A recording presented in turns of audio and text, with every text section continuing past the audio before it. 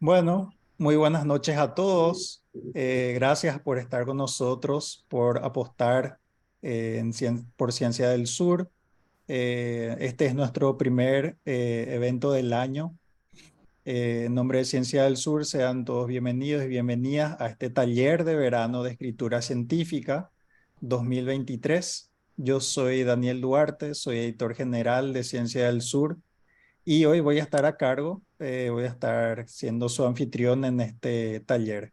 Este taller ofrecemos como una introducción a la redacción científica y estará a cargo del doctor Sebastián Grillo.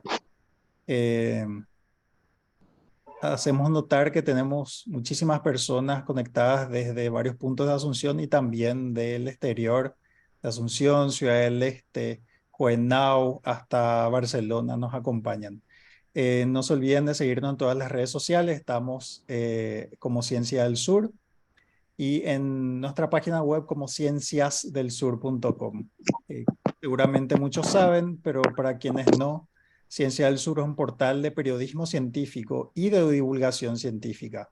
Además de un centro de educación con estos talleres y capacitaciones que ofrecemos, a final del 2022 nosotros lanzamos la comunidad Ciencia del Sur, que es un espacio donde buscamos acercar a las personas a la comunidad de investigadores.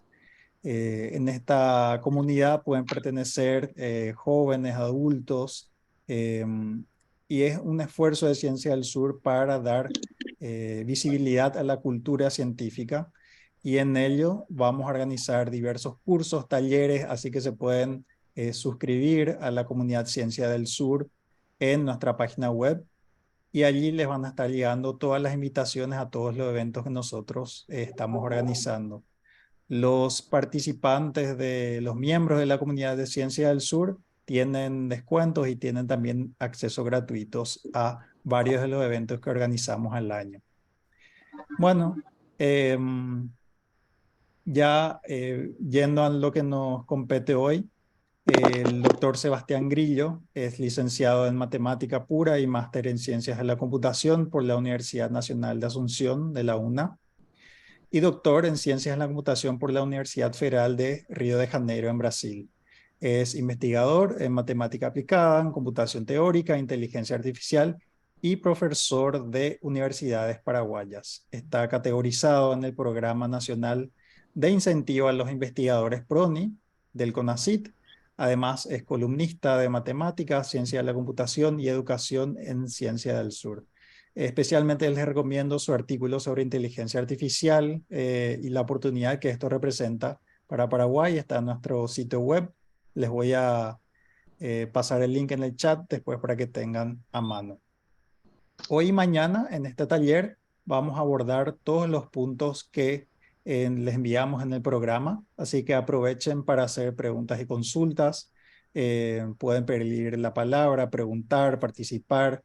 Pueden hacerlo a través de la función en Zoom de alzar la mano o bien directamente en el chat. Así que sin más preámbulos, le dejo la palabra al profesor. Buenas noches, gracias por su atención. Espero que todos puedan escucharme bien y ver mi pantalla sin ningún inconveniente. Entonces, bueno, esto se dividió en dos, ¿no? Entonces, hoy les voy a presentar lo que es la introducción, que viene a ser más o menos un repaso rápido de lo que es metodología de investigación, porque para entender lo que es redacción científica tenemos que tener cierta comprensión de lo que es el método científico. Y después nociones de redacción científica y los dos otros puntos, errores comunes y herramientas de ayuda varias, eso lo voy a dejar para mañana, ¿no? Entonces, bueno, comienzo alertando, digamos, que este taller es lejos de ser suficiente, no es simplemente, o sea, este taller es nada más que una invitación para que ustedes, digamos, se introduzcan justamente en la redacción científica, porque gran parte, digamos, de lo que se necesita es práctica, ¿no? Entonces lo que voy a comentar, digamos, es qué es lo que ustedes tienen que hacer, digamos, para ir mejorando, ¿no? Porque algo que se aprende, no, o sea, uno no solamente lo aprende, digamos, haciendo, también leyendo, ¿no? Para tener, vamos a ver, digamos, de que hay muchas comunidades, cada comunidad tiene su estilo, ¿no? Entonces, no puede haber un taller universal que les permita escribir en cualquier área, pero acá damos los tips, digamos, de cómo tienen que manejarse, digamos, para justamente entender la forma en que se redacta en sus áreas de interés respectivas, ¿no?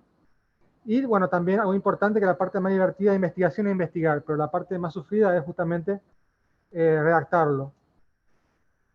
Entonces, comenzamos con recomendaciones iniciales. Si uno es completamente junior, la mejor forma de aprender es trabajando con investigadores más experimentados, ¿no? La forma usual es, por ejemplo, con posgrados científicos, maestrías, doctorados científicos, donde a uno se le asigna un tutor eh, con, digamos, ciencias, pero bueno, en caso de que no tenga la posibilidad de hacer una maestría o un doctorado científico, por lo menos colaborar, digamos, con otros investigadores más senior para introducirse, especialmente en el área donde ustedes quieren introducirse, porque como vamos a ver, digamos que hay similitudes, ¿no?, entre todas las áreas, entre los estilos, ¿no?, pero también no es el mismo estilo para todas las áreas, ¿no? Entonces, algo muy importante también, apuntar a la excelencia, ¿no? En el sentido que no solamente publicar, sino publicar en lugares con cierta visibilidad, digamos, con cierto impacto. Entonces, el primer desafío, digamos, a la hora de uno iniciarse es publicar en revistas de impacto, digamos, que tiene algún cuartil, eso vamos a verlo más adelante, ¿no? En la parte, digamos, de tipo de revistas relevantes o congresos relevantes. Y el segundo hito, digamos, es que otros investigadores tomen en cuenta tu trabajo, ¿no? No solamente publicar y que se quede ahí muerto, sino que otros investigadores te citen, ¿no? Como si te citan, quiere decir que están aplicando o están considerando algo de tu trabajo, ¿no? Especialmente investigadores internacionales, ¿no? Tratar de que esa ciencia sea lo más universal posible, esa investigación. Y también algo muy importante es prepararse para que el trabajo sea criticado, porque el sistema, digamos, de publicación en revistas relevantes es la evaluación por pares, donde justamente otros investigadores leen tu trabajo y detectan problemas, debilidades, cuestiones a mejorar, ¿no? Entonces, esa parte de que tu trabajo sea criticado es una parte completamente normal, digamos, del proceso de publicación, y inclusive también el rechazo, que te digan, no, este trabajo no tiene lo suficiente para, por algún motivo, para este lugar donde quieres publicar, ¿no? Eso puede ser duro al principio, pero es parte normal, digamos. Todos se nos rechaza un trabajo y lo importante es tomar, digamos, esas críticas para mejorarlo y volver a reenviar a ese lugar o otro lugar igual o mejor, ¿no? Ese es prácticamente el espíritu o sea, esa es la mentalidad que uno tiene que tener, digamos, si uno quiere realmente publicar en buenos lugares, ¿no? No sé si alguien tiene alguna duda o comentario hasta esta parte respecto a lo que estoy comentando. Si no, avanzo a lo siguiente. Buenas noches, doctor. ¿Sí?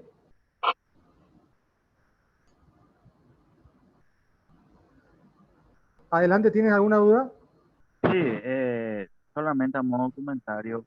Mi nombre es Derlis Cuenca y esta parte de la revisión por pares es un poco tedioso porque hay revistas en las que tardan 3 a 6 meses en dar una devolución y uno que tiene el deseo de incursionar en esto y quiere participar en eventos o quiere cargar eso en su currículum, pierde mucho tiempo esperando estas devoluciones. En nuestro caso, que deseamos participar en el ingreso al CONACYT, es mucho tiempo esto de esperar 3 a 6 meses. Solamente eso quería acotar. Sí, algo también es que la ciencia tiene sus tiempos, eso también tenemos que aceptarlo, ¿no?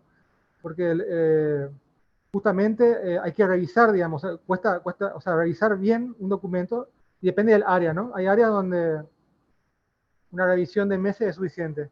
Hay otras áreas donde inclusive puede ser años.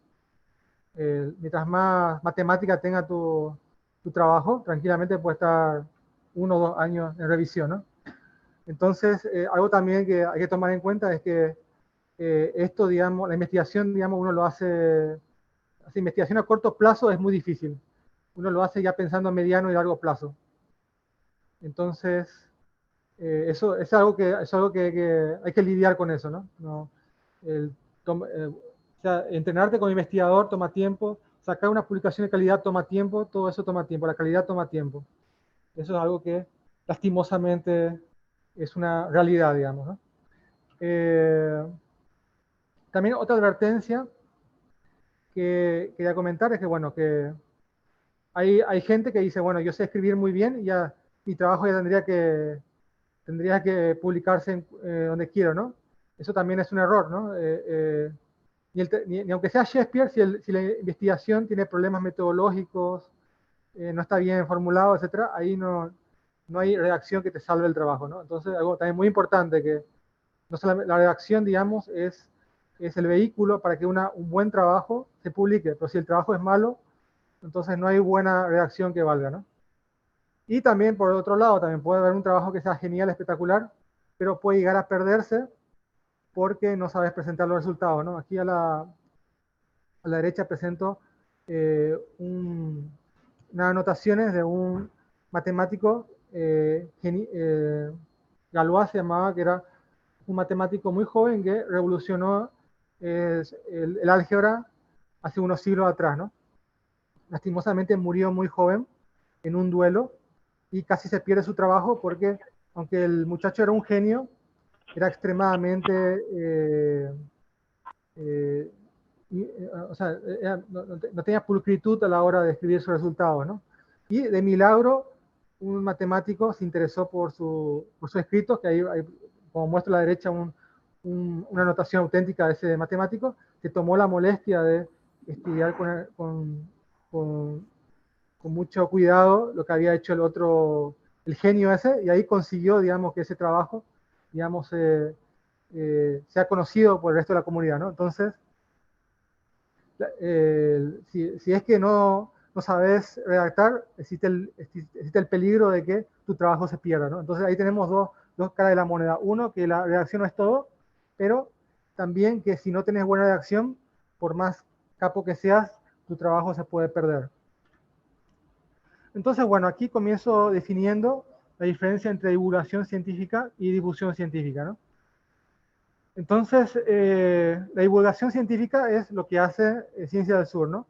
Es algo realizado por periodistas y científicos, que es tomar la ciencia y que llegue al público en general, ¿no? Entonces, en la divulgación científica, uno tiene que usar un lenguaje más coloquial a la hora de presentar aquello de lo que se está hablando. La divulgación científica también se caracteriza no por presentar resultados propios, sino por presentar más bien resultados interesantes del área en general que se divulgan, como dice la palabra, al público en general, ¿no? Y por otro lado, bueno, aquí yo les voy a hablar más bien que es difusión científica, que es lo que hacen los científicos, que es tomar sus propios resultados o resultados técnicos importantes del área y presentarlo en documentos para otros científicos y estudiantes interesados en el área. No sé si alguien tiene alguna duda con esta definición que le estoy dando o tiene algún comentario. Nada más para señalar que el alcance de lo que estoy comentando se limita a difusión científica, ¿no? Que es algo muy distinto a divulgación científica. Disculpe, doctor, usted habló ¿No? de lenguaje coloquial. ¿En cuál de los dos utilizaríamos eso? En divulgación científica, digamos.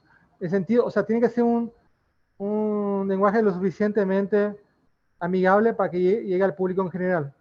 Porque si sos demasiado técnico no vas a llegar al público en general. Eso en divulgación científica. Pero en mis presentaciones yo me voy a limitar a difusión científica, que es otra cosa, que es vos mismo presentar, hacer que tu trabajo se difunda en la comunidad científica, donde ahí uno es mucho más técnico que en la divulgación científica. Perfecto, gracias. Entonces paso a tipos de disciplinas científicas. Esto es algo, una clasificación muy común en metodología de investigación. Por un lado, ciencia pura y ciencia aplicada. También a ciencia pura se le suele llamar ciencia básica, que es justamente hacer ciencia e investigación solamente por conocimiento. Queremos saber algo sin importarnos su aplicación. Por ejemplo, cómo es que surgió el universo, ¿no? Es una pregunta muy interesante, pero muy básica, porque podemos, yo por lo menos me cuesta conocer, digamos, sabemos cómo surgió el universo hace billones de años, pero ya no sé cómo se puede eso aplicar a la vida cotidiana. Es una pregunta filosófica fundamental, de dónde venimos, ¿no? Pero para alguien que sea, para la industria, pueden decir, eso no sirve para nada, por más que sea una pregunta que nos dé sentido a la vida, ¿no? Saber de dónde venimos, ¿no? Pero para la industria, para la economía, eso no significa nada, ¿no? Y por otro lado tenemos la ciencia aplicada, ¿no? Que justamente tratar, digamos, de resolver problemas, o sea, aplicar a problemas, problemas bien definidos, ¿no? Puede ser ciencia aplicada de la medicina, cómo curar una enfermedad, cómo mejorar un proceso industrial, cómo desarrollar un producto, es decir, para las áreas más ingenieriles, ¿no? Etcétera, ¿no? Entonces, la ciencia aplicada tiene motivación, una aplicación, digamos, tratar de resolver un problema concreto. Mientras ciencia pura no hay un problema concreto, es la sed de conocimiento en sí, o ciencia básica también, otro nombre para ciencia pura. Después tenemos otra clasificación que divide entre ciencia formal y ciencia empírica. La ciencia formal se enfoca en objetos ideales, formales, lógicos, matemáticos, que existen en nuestras cabezas, ¿no? Por ejemplo, la matemática pura, la lógica, las ciencias más teóricas, que trabajan con modelos matemáticos. Y por otro lado tenemos las ciencias empíricas, que estudian objetos concretos que existen en el universo, ¿no? Entonces, volviendo al ejemplo de ciencia formal, por ejemplo, yo quiero estudiar, por ejemplo, la elipse, la esfera, ¿no? Una elipse perfecta solamente existe, una esfera perfecta solamente existe en nuestra cabeza, ¿no? En el universo, digamos, ahí demostró que existe una esfera perfecta, ¿no? Porque una esfera perfecta, una elipse perfecta, mantiene su forma a una escala infinitesimal, ¿no? A una escala infinitamente pequeña. Mientras que en el universo concreto no sabemos si existe lo infinitamente pequeño. Lo máximo que podemos detectar son partículas subatómicas, ¿no? Ya nuestros instrumentos llegan hasta ahí, entonces no podemos asegurar que pueda haber una esfera perfecta, ¿no? Eso existe dentro de las ciencias formales, no en las ciencias empíricas, hasta donde sabemos, ¿no? Después tenemos ciencias exactas y ciencias inexactas, ¿no? Que el nombre lo dice bastante bien, ¿no? Ciencias exactas son aquellas donde podemos esperar resultados perfectamente exactos, ¿no? Matemáticas, o sea, mientras más matemático es, sabemos que más exactos van a ser los resultados de una ciencia, ¿no? Ciencias inexactas, por ejemplo, podemos tener aquellas ciencias, por ejemplo, tanto ciencias sociales, ¿no? Donde son conceptos donde no podemos medir exactamente. Por ejemplo, psicología es una ciencia inexacta por naturaleza, ¿no? ¿Cómo podemos medir exactamente un sentimiento? Por ejemplo, hay ciertas cosas que podemos, digamos, medir relativamente bien, ¿no? Pero otras cuestiones no, por ejemplo, ¿no? Son bastante difíciles, digamos, medir, digamos, los fenómenos que ocurren dentro de la mente, ¿no? O también inclusive la meteorología, ¿no? Por más que la meteorología se valga, por ejemplo, de unidades, digamos, que en teoría son exactas como temperatura, presión, etcétera, debido a limitaciones, digamos, instrumentales e inclusive, digamos, de la teoría del caos, es imposible obtener previsiones exactas de aquí de mañana, saber exactamente la temperatura o si va a llover, ¿no? Nos manejamos más con probabilidades, ¿no? Entonces, en ese sentido, podemos ver la meteorología como una ciencia inexacta también, en gran medida, ¿no? No sé si alguien tiene alguna duda con esta clasificación que le estoy dando, o algún comentario.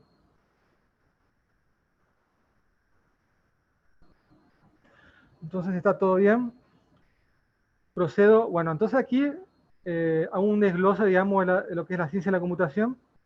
La ciencia de la computación me parece un buen ejemplo para, digamos, para desglosar las diferentes comunidades científicas que podemos encontrar, porque es una ciencia bastante heterogénea. Tiene tanto áreas que son muy formales como áreas que son más empíricas, más ingenieriles, más puras, más aplicadas. Hay de todo dentro de ciencia de la computación, ¿no? Entonces aquí me enfoco en dos ramas que existen dentro de la computación, que no se limitan solamente a estas dos, pero pongo nomás, ¿no? Por un lado tenemos, por ejemplo, inteligencia artificial, que es algo que se habla mucho hoy en día, y tenemos, por ejemplo, que es computación teórica, ¿no? Y dentro de la inteligencia artificial podemos tener varias comunidades, ¿no? Por ejemplo, la comunidad que trabaja más con computación evolutiva, modelos evolutivos, hay otra gente que trabaja con machine learning, y puede haber intersección, digamos, entre esas áreas, ¿no? Y por otro lado, también tenemos otra comunidad, otra área más grande, computación teórica, que se puede otra vez intersectar, digamos, con esas otras comunidades, ¿no? Entonces, podemos imaginar, digamos, las ciencias como árboles difusos, digamos, en el sentido que se van ramificando, pero no son ramas que se separan completamente. También tienen esas, como unas uniones también, medio difusas, ¿no? Entonces, mientras más, digamos, más específico soy dentro de cada rama, digamos que los modos de escribir, los modos de presentar resultados son más homogéneos, ¿no? Y tomo como ejemplo la ciencia de la computación, porque, por ejemplo, tenemos por un lado computación teórica, ¿no? Que suele ser bastante formal, y tenemos otras áreas que son mucho más empíricas, por ejemplo, ingeniería de software, donde usamos, o sea, ingeniería de software se usan, por ejemplo, mucho encuestas, ¿no? Para tratar de medir usabilidad, digamos, que también el software es aceptado por el usuario, etcétera, etcétera. Por otro lado, en computación teórica no existe eso de entrevistas o encuestas, es todo análisis matemático formal en computación teórica. Y tal vez se pueda usar algo también, digamos, de programación para validar ciertos resultados teóricos, ¿no? Pero básicamente, inclusive por más que tengamos esas dos, o sea, podemos encontrar dos áreas dentro de ciencia de la computación cuyas metodologías son completamente distintas, ¿no?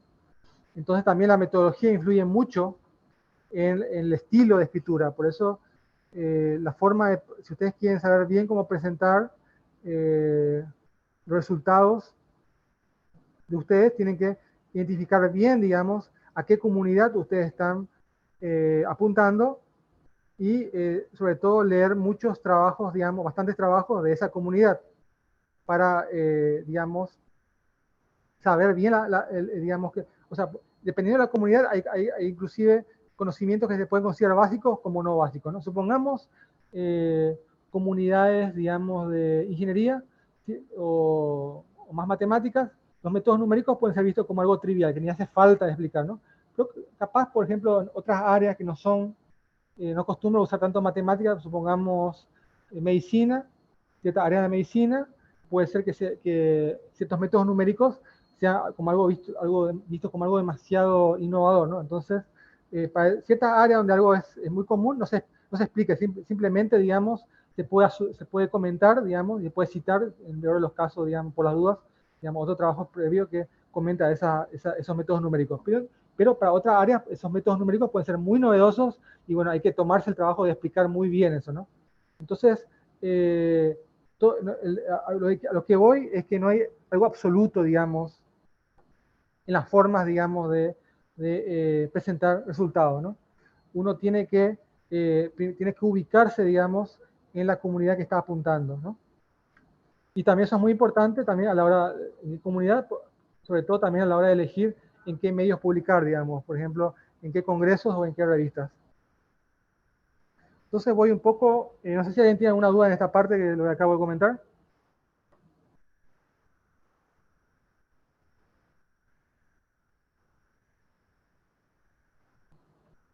Entonces, ¿está todo bien? procedo a lo siguiente, que es los principios de la ciencia.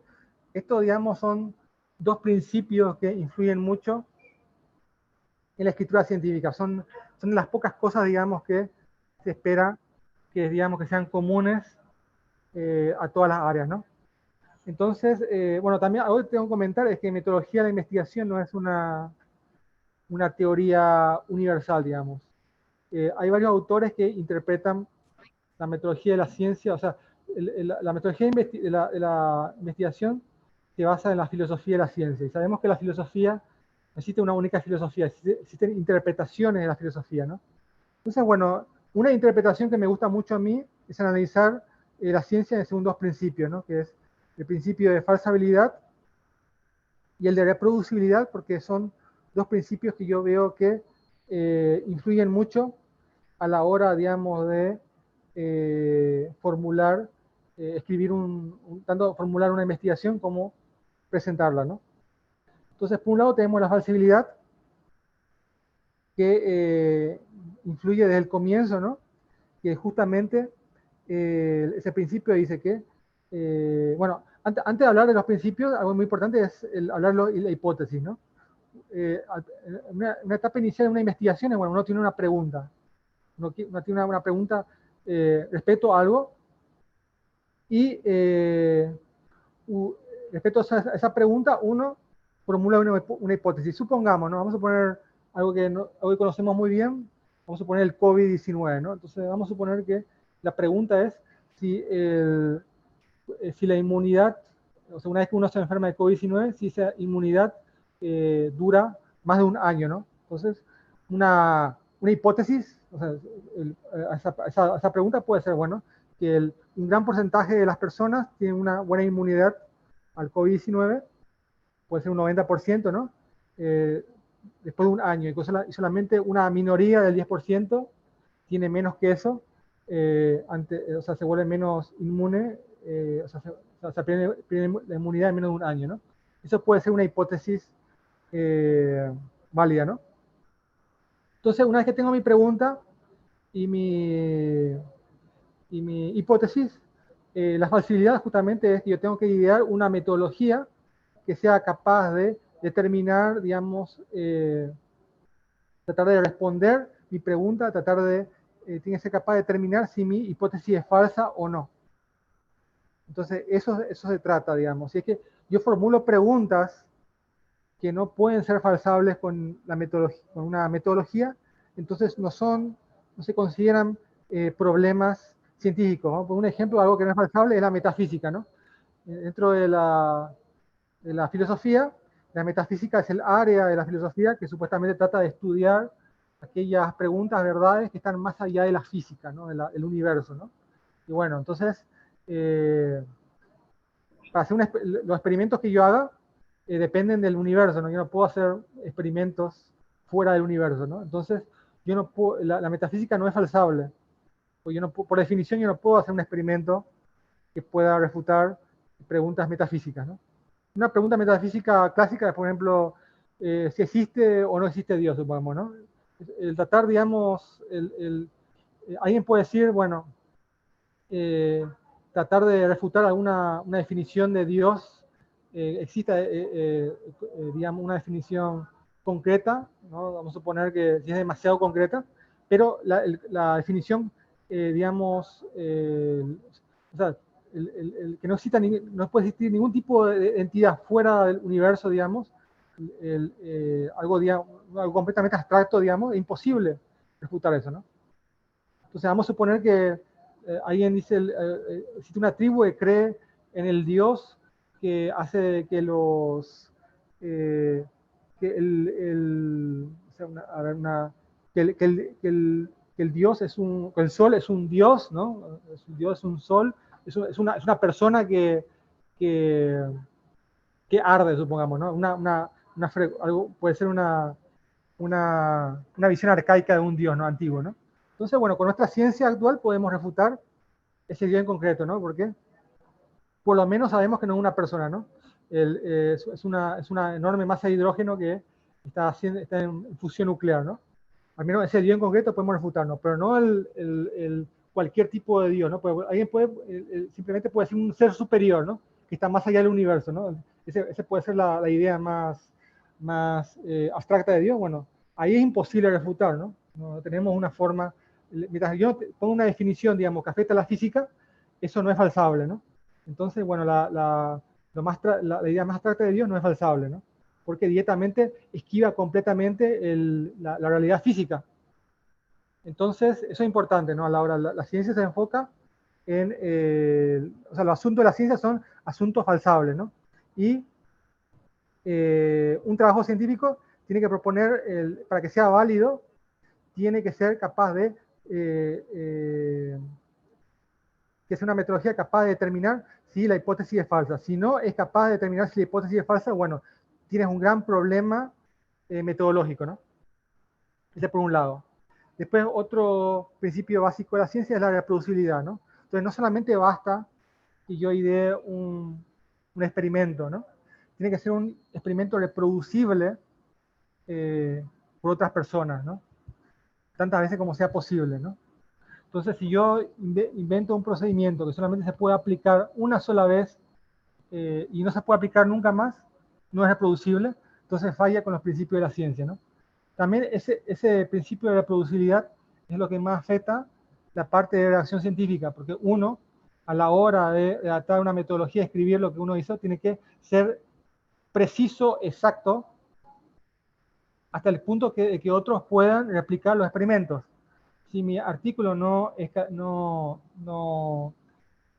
presenta, digamos, no se presenta de forma que otros puedan reproducir lo que yo hice, entonces falla en el principio de reproducibilidad y es un buen motivo para que sea rechazado, ¿no? Entonces la falsibilidad es más bien un problema de fondo y la reproducibilidad, digamos, tanto de fondo como de forma. Puede ser que mi experimento sea reproducible, pero no me estoy tomando el trabajo de describir exactamente lo que hice, entonces igual mi trabajo termina siendo no reproducible. No sé si alguien tiene alguna duda respecto a estos dos principios.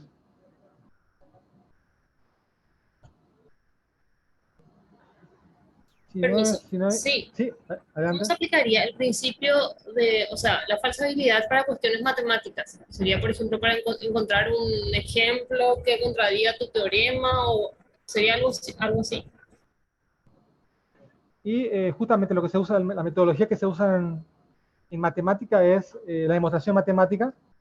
Y un contraejemplo también es una forma, digamos, es una forma de demostrar, pero lo contrario, ¿no? A lo que querés determinar. En matemática, inclusive podemos encontrar problemas que no son falsables. Pues existe un problema, o sea, existe un principio de incompletitud de Gödel, que justamente estipula que existen o sea, ciertos sistemas axiomáticos que cumplen ciertas condiciones, Es existen, completo. existen proposiciones que no pueden ser demostrados ni cierto ni falso. Entonces eso no es falsable. Entonces hay problemas, inclusive en matemática puede haber problemas que no son falsables, que escapan completamente de la lógica matemática, ¿no? Gracias. No sé si alguien tiene algún otro comentario. Ok, entonces paso a lo siguiente, que bueno, vamos a hablar un poco más del sistema de revisión de pares, que es otro de los factores que afecta en gran medida la forma en que nosotros tratamos en resultados científicos, ¿no? Entonces, no todas las revistas son por revisión de pares y tampoco todos los congresos, pero los buenos y los relevantes sí son por revisión por pares, ¿no? Entonces, yo todavía no como a mí me importa, digamos, mantener mi categorización en PRONI, directamente yo me enfoco solamente a la hora de publicar solamente en revistas con revisión entre pares, ¿no? Porque al menos para ciencia y tecnología, que es el área donde estoy categorizado, no, otro tipo no sirve, ¿no? Es lo mismo congresos científicos. Entonces, revistas científicas, bueno, uno envía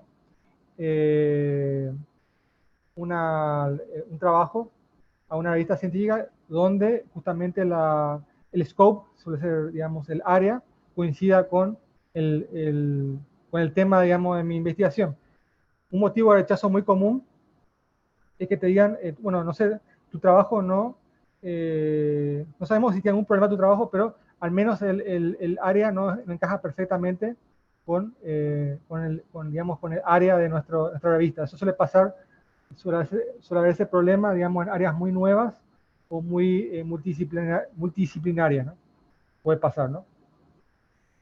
Entonces, bueno, el primer paso es que tu trabajo es de la comunidad correcta, de la revista correcta, ¿no? Entonces, una vez que llega el editor mira el trabajo y ahí decide conseguir pares, digamos, para evaluar tu trabajo. Suelen ser, generalmente no, al menos en mi área no suelen pasar de 3, ¿no? Hasta 3 suele ser lo acostumbrado. No sé si hay otras áreas donde se acostumbre más. Entonces, las revistas científicas no suelen tener, salvo que sean ediciones especiales, no suelen tener, digamos, deadlines. Deadline es fechas límite, ¿no? Entonces puede estar cualquier cantidad de tiempo tu trabajo bajo evaluación. Y bueno, no sé si alguien escribe comentarios, yo por las dudas estoy comentando de que yo no estoy leyendo lo que están escribiendo. Directamente solamente me entero de lo que ustedes están eh, hablando, ¿no? Entonces, si quieren, tienen una pregunta concreta, por favor, directamente al audio, ¿no? Porque, para no cortar, ¿no? Pues me ha pasado antes que yo no leía los comentarios, se me pasaban las preguntas para evitar eso. Entonces vuelvo a compartir pantalla a modo completo. Entonces las revistas científicas tienen menos apuro también. La revisión es más cuidadosa, entonces puede pasar cualquier cantidad o sea, puede pasar una buena cantidad de tiempo dependiendo del área, ¿no? He visto, por ejemplo, inclusive un artículo que estuvo 13 años bajo revisión, para que vean, digamos, hasta qué punto, digamos, puede ser complicado revisar un trabajo, ¿no?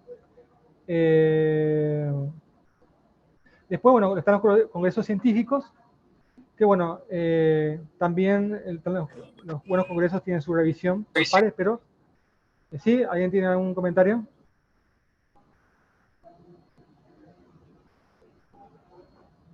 Me parece que, bueno, entonces, están los congresos científicos que también tienen su revisión con pares, pero los congresos se realizan, digamos, o sea, los congresos científicos, a diferencia de las revistas, que las revistas son justamente publicaciones periódicas, que pueden ser online como en físico de trabajos científicos. Los congresos científicos son eventos, ¿no? Que algunos son anuales, otros pueden ser bianuales, pero tienen deadlines. Sobre todo lo más común en los congresos tienen deadlines hasta cierta, o sea, fecha límite, hasta cierta fecha nomás se puede enviar trabajo. Y hay un periodo de revisión fijo, ¿no? Entonces, el trabajo no puede estar revisándose meses, o sea, tanto tiempo como en las revistas científicas, ¿no? Entonces, en los congresos científicos, la revisión suele ser más rápida. Bueno, también la cantidad de revisores es relativo, ¿no? Puede depender del área. En ciertas áreas, las revistas pueden ser más importantes, en otras áreas son más importantes los congresos. No hay si alguien tiene una pregunta sobre cuál es más importante que cuál, bueno, no hay una regla general. Eso les adelanto, ¿no? Existen congresos que son muy de alto impacto, y hay también revistas que son de muy alto impacto, pero la importancia relativa de uno a otro depende también de la comunidad, sobre todo. Entonces, el procedimiento suele ser, generalmente, especialmente en revistas, que hay más tiempo, suele ser hacer una revisión de los pares, y cada uno, digamos, tiene una lista de críticas, ¿no?, del trabajo Y pueden ser tanto revisiones profundas como revisiones triviales, ¿no? Las revisiones triviales puede ser la escritura, ¿no? O profundas, digamos, de la metodología misma, digamos, el fondo, digamos, lo que, la investigación misma, ¿no? No solamente cómo se presenta. Entonces, dependiendo, digamos, de las revisiones, a veces hay sistemas, digamos, donde, o sea, puede ser que se te dé una oportunidad para, o sea, si que no tienen grandes problemas de fondo, se te puede dar una oportunidad para que vuelvas a corregir en cierto periodo, en un tiempo no tan largo, digamos, lo que te han criticado y vuelvas a reenviar, ¿no? Eso es algo muy común en revistas científicas, ¿no? Y si, bueno, tu publicación tiene problemas de fondo graves, directamente todo el mundo va a rechazar y te dice, lo siento, pero manda a otro lado porque no hay caso, ¿no? Eso también puede pasar. Entonces, y también algo similar puede ser en congresos científicos, ¿no? Donde puede ser rechazo indirecto, pero también puede haber, te pueden dar una pequeña oportunidad, digamos, para modificar algo, especialmente si algo breve, ¿no? Porque, como estaba comentando, para congresos científicos uno no tiene tanto tiempo para justamente hacer los cambios, ¿no? Y también muy importante, no cualquier lugar es bueno, ¿no? Más en la siguiente, mañana les voy a comentar, digamos, criterios de cómo discriminar, digamos, lugares buenos de malos, ¿no? Entonces las revistas están clasificadas por su impacto y área, ¿no? Eso es algo muy importante, entonces no, yo tengo un resultado, no es que envío a cualquier área, ¿no?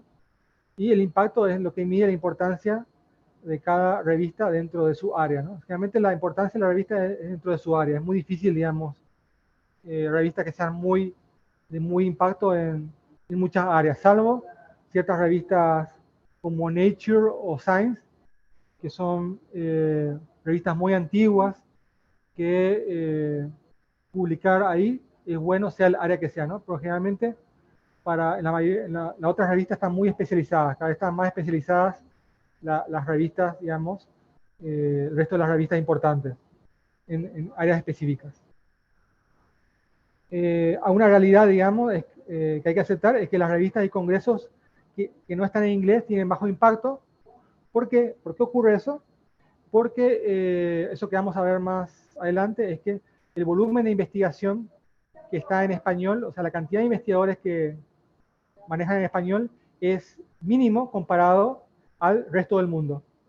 Entonces, si vos escribís solamente para investigadores en español, tu público va a ser extremadamente limitado. Entonces, es muy difícil que tu trabajo tenga impacto. Y una tendencia cada vez más acelerada es que las revistas con un impacto mínimo sean en inglés. Hace un año atrás todavía podías encontrar algunas áreas, algunas revistas, digamos, que se manejaban en español y tenían algún impacto mínimo, ¿no? Esas están desapareciendo. Están siendo todas, hasta a la hora de definir, digamos, revistas de impacto, también vamos a ver más adelante, digamos, las que tienen cuartil, las que aparecen en los índices importantes. Los índices importantes, o sea, aquellas revistas que se limitan a solamente un idioma, están desapareciendo de los índices importantes. Entonces, eso es algo que hay que tomar en cuenta. Y también algo importante, hay que tener cuidado con las revistas depredadoras. Las revistas depredadoras son aquellas que se dedican a publicar cualquier cosa por dinero, básicamente, ¿no? Cada vez es más importante en el mundo académico la publicación. Eso acarrea el riesgo de que se burocratice la investigación. Entonces, gente desesperada por publicar, porque quiere ascender laboralmente, quiere categorizar en algo, quiere ganar proyectos, etcétera, etcétera. Entonces, agarra y publica en revistas depredadoras, ¿no? Entonces, ese es un problema porque cada vez, digamos, se toma más en cuenta eso. A la hora de evaluar, digamos, tu trabajo, cada vez los evaluadores están más al tanto de ese tipo de revistas.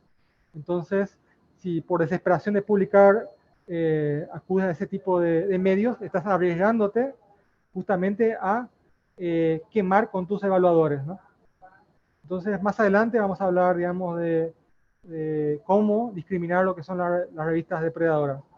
No sé si alguien tiene alguna duda hasta esta parte.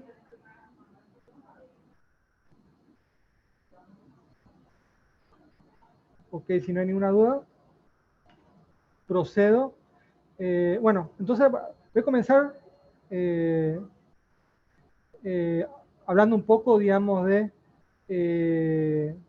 ciertos índices que para mí son una buena garantía, digamos, de que son revistas relevantes, ¿no?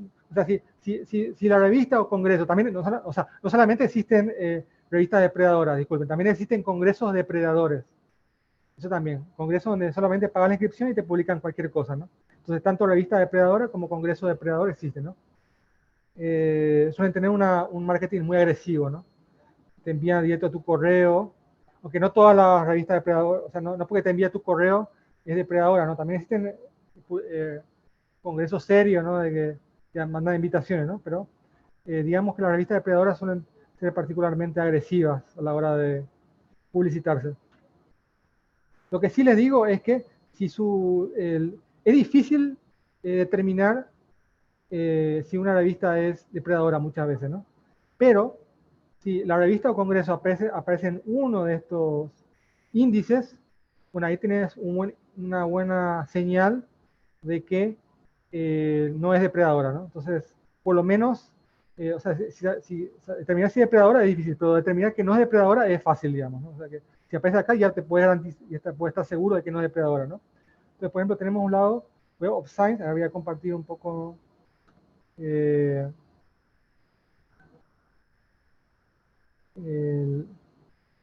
esos enlaces.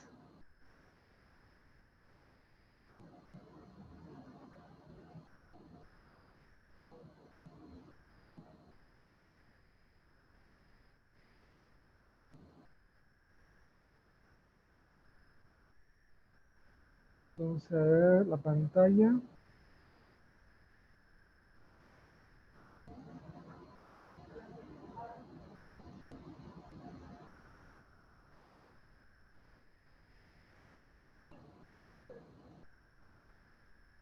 Acá espero que se vea la pantalla. Entonces aquí entré en uno que es Web of Science, ¿no? Donde uno puede justamente buscar artículos, ¿no? Aquí uno pone los artículos, después puede filtrar, ¿no? Puede buscar según el área, ¿no? Aquí podemos ver agricultura, clínica, áreas generales, ¿no? Puedo filtrar si es de acceso libre o pagado, ¿no? Acceso libre es cuando puedo acceder gratis, ¿no? Por categoría, ahí es más específico, ¿no? No solamente áreas en general, sino áreas más particulares, ¿no? Por región, digamos, de qué región de qué país es la revista, en qué idioma, pero eh, cada vez más difícil, repito, cada vez más difícil encontrar en otro idioma. Inglés es el que está, digamos, acaparando todo, ¿no? Frecuencia, si es que se publica al medio, es anual, es cada 2 meses, etcétera, etcétera, regular, etcétera. Y si aparece en el Journal Citation Reports, ¿no? Es otro índice, ¿no? Entonces, este es un portal que bastante bueno, digamos, para filtrar, digamos, trabajo de cierto nivel o ver si es que ciertos medios son de cierto nivel. Aquí, por ejemplo, podemos ver estos son, estos son journals, 2 de materia, 3 biotech, estos son, lo que está mostrando acá son disculpen, son medios de publicación, ¿no? Entonces ahí se puedo compartir o puedo entrar a la página de la revista, supongamos, ¿no? Esta es una revista de arte. Parece que está tardando un poco en cargar. Bueno, tiene un problema esto, pero bueno. Después, este es mi favorito.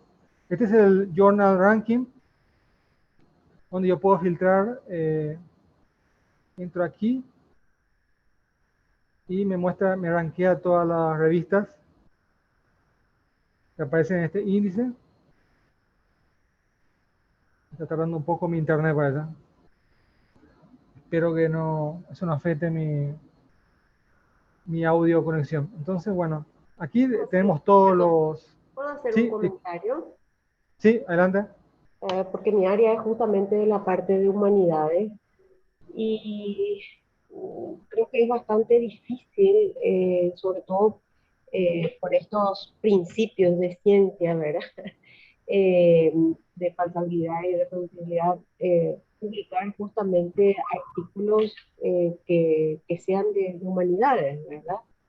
Eh, no sé, no sé si es que en el día de hoy o de mañana podemos ahondar también un poquito más al respecto de eso, ¿verdad? Porque eh, todo el resto de las ciencias, como se dice vulgarmente, de las ciencias duras, tienen una mayor alta probabilidad de ser reproducido, ¿verdad? Sí, aunque lo que es muy importante, digamos, en humanidades y ciencias sociales es el estudio documental también. Entonces, también, bueno, sabemos que cada área tiene sus limitaciones metodológicas. Algo también un ejemplo que me faltó comentar es que inclusive eso puede pasar en física, ¿no? Existe el área de partículas de alta energía, digamos, al tratar, por ejemplo, de la física de partículas, cada vez que uno trata, digamos, de estudiar lo que existe a escala cada vez más y más pequeña, uno necesita más aparatos cada vez más grandes para poder realizar experimentos, ¿no? Tenemos, por ejemplo, la teoría de las cuerdas, que es una teoría de física que está en crisis porque tienen sus resultados, han estado trabajando por años, pero para poder refutar esas teorías necesitas crear un acelerador de partículas del tamaño del sistema solar, ¿no? Entonces probablemente nunca vamos a ser capaces de refutar esas teorías, al menos en unos Por el siglos. momento. Uh-huh. Entonces ellos están en crisis ahora mismo, ¿no? Sí, Digo que sí. eso le ataja poder avanzar.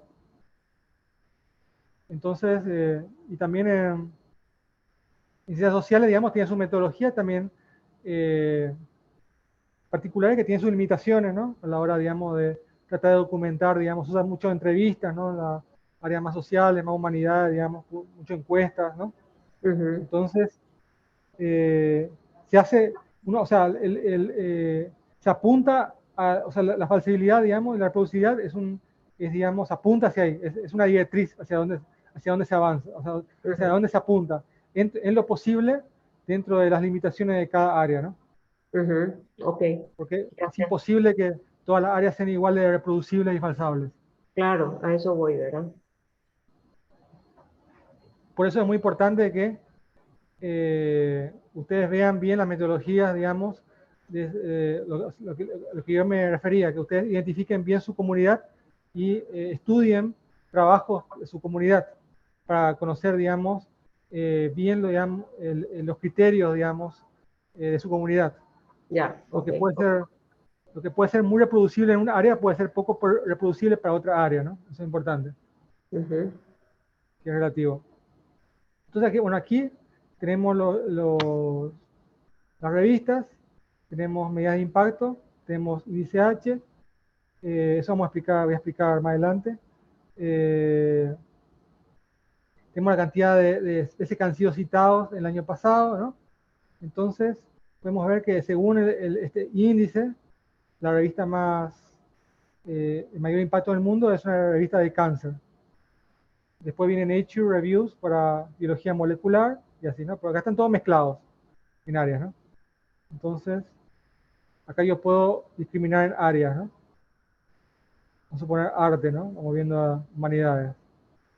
Entonces, la más importante es mayor impacto dentro de arte y humanidad en general es Ciencia Administrativa Quarterly, Administrative Science Quarterly, esta revista. Después viene Science, ¿no? En el área de arte y humanidades, ¿no? Después yo puedo buscar en el tema de su área. Ahí entra arqueología, arte, humanidades, conservación, historia. Vamos a suponer que pongo arte y humanidades, ¿no? Que es lo más Arte y importante, humanidades. ¿no? Sí, Otra vez, el más importante es Administrative Science Quarterly. Después viene Journal of Consumer Research. Y bueno, entonces, y después yo puedo discriminar también tipo, en este ranking si es journal, si son series de libros, ya, si son conferencias y trade journals, ¿no? ya, ok, Y por año. claro. Pero te fijas nomás ahí, por ejemplo, es la cantidad de documentos, por ejemplo, y el total de referencias y de citas y eso comparativamente con la otra que habíamos visto anteriormente, ¿verdad? Es muy inferior el número, ¿verdad? Si cada área tiene su, o sea, no tiene sentido comparar impacto de revistas de áreas distintas, ¿no? Cada uno tiene, Ujú. Ok, ok, lo que uno compara son revistas de la misma área.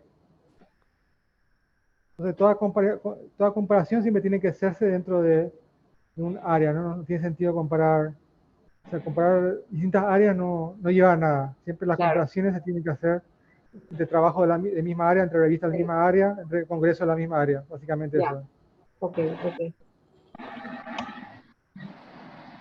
Y por último, tenemos otro que es Science Direct, también que es bastante interesante acá. Uno puede buscar por palabras clave, nombre de autores, nombre del artículo, nombre del journal, etcétera. Entonces, eh, aquí, por ejemplo, muestra artículos populares, ¿no? Y también, como les digo, estos son plataformas las más conocidas, y si la publicación o el journal aparece en estas plataformas, entonces no, es muy difícil de que sea una predadora, salvo que haya sido, puede ser, en el peor de los casos puede haber sido una revista que era buena antes y lo compró alguna editorial depredadora y degeneró, supongamos, ¿no? Eso tal vez podría ser así, ¿no? Pero es muy difícil que aparezca aquí, ¿no? Entonces, este es para mí un buen criterio de calidad, es que aparezca por lo menos en alguno de estos buscadores, digamos. ¿Por qué? Porque también está el Google Scholar. El Google Scholar no es criterio para nada. El Google Scholar te lanza básicamente de todo, ¿no? Voy a poner Google Scholar un poco, que no te, como les digo, no te filtra nada. O sea, te lanza de todos los niveles, inclusive predador, no depredador, lo que venga.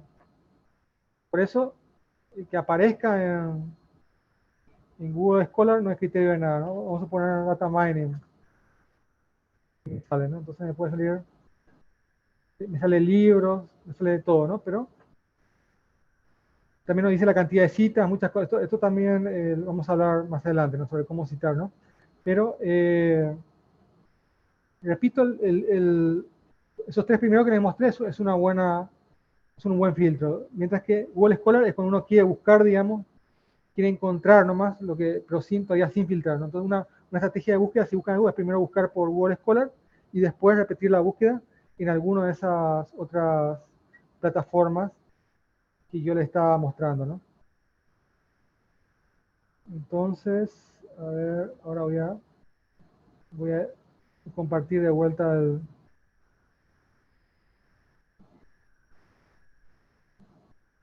bueno, vuelvo aquí a mi presentación. Estamos en el slide 12. Bueno, voy a apurar un poco más.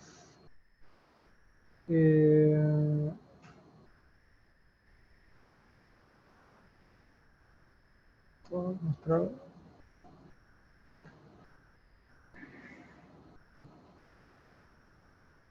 El tamaño. Hasta así.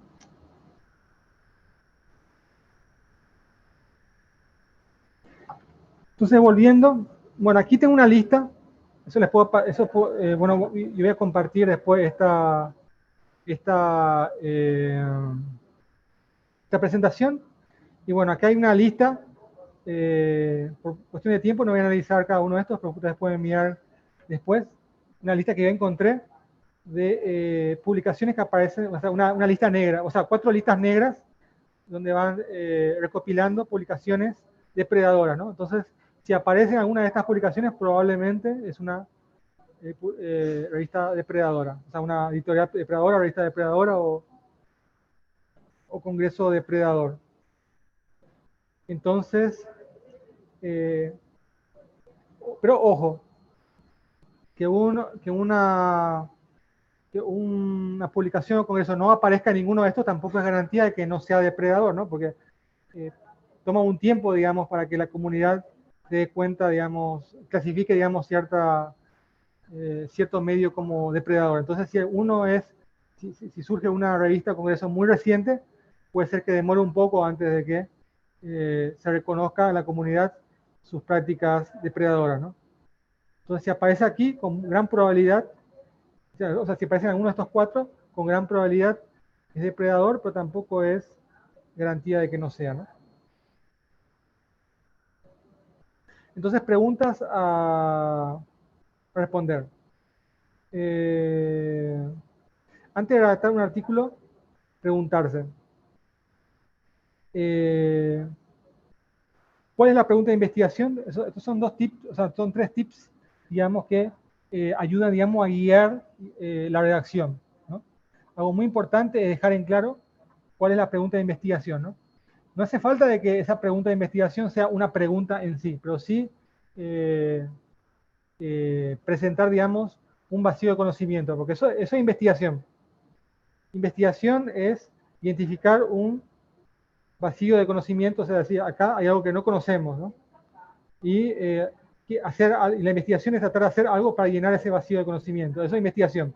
Entonces, si ustedes no tienen unas preguntas de investigación, entonces, ¿cuál es la investigación que están haciendo, no? Entonces, ahí es una buena forma de formular, o sea, de comenzar la redacción, digamos. Que quede claro del comienzo hasta el final cuál es el vacío de conocimiento, ¿no?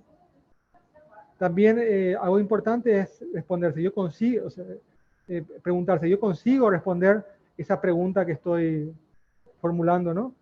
Si es que mi trabajo no consigue responder esa pregunta, entonces puede que no sea realmente una pregunta, solo puede ser no es realmente el problema en sí, ¿no? Es nada más que una motivación nomás, ¿no? Entonces, yo tengo que identificar, digamos, no tiene que ser una investigación demasiado extensa, ¿no? Tiene que ser algo atacable, digamos, por mi trabajo, ¿no? Si es que mi trabajo no consigue llenar en nada, digamos, esa pregunta de investigación, entonces no es una pregunta de investigación válida para mi trabajo, ¿no? Y también algo muy importante, ¿a dónde apunta este trabajo, digamos? ¿Hasta qué punto, digamos, estoy respondiendo a la pregunta? Algo que se suele pedir mucho, o sea, un problema muy común a la hora de redactar es separar bien lo que se conoce de lo que está aportando, digamos, el trabajo, ¿no? Porque, por un lado, digamos, el trabajo tiene que presentar hasta dónde conocemos, digamos, el problema, es decir, hasta aquí conocemos y esta es la frontera de conocimiento que tenemos, ¿no? Y ahora nosotros vamos a aportar, digamos, vamos a tratar de extender más esa frontera de conocimiento con este aporte, ¿no? Pero lo que suele ser muy común es que es muy difuso esa frontera, digamos, entre lo que se conoce respecto al problema y lo que yo estoy aportando, ¿no? Entonces, eso también tiene que tomar en cuenta, digamos, a la hora de tratar su documento, que quede bien claro qué es lo que había antes de ese trabajo y qué es lo que hay, cómo queda el conocimiento respecto al problema después del trabajo de ustedes, ¿no?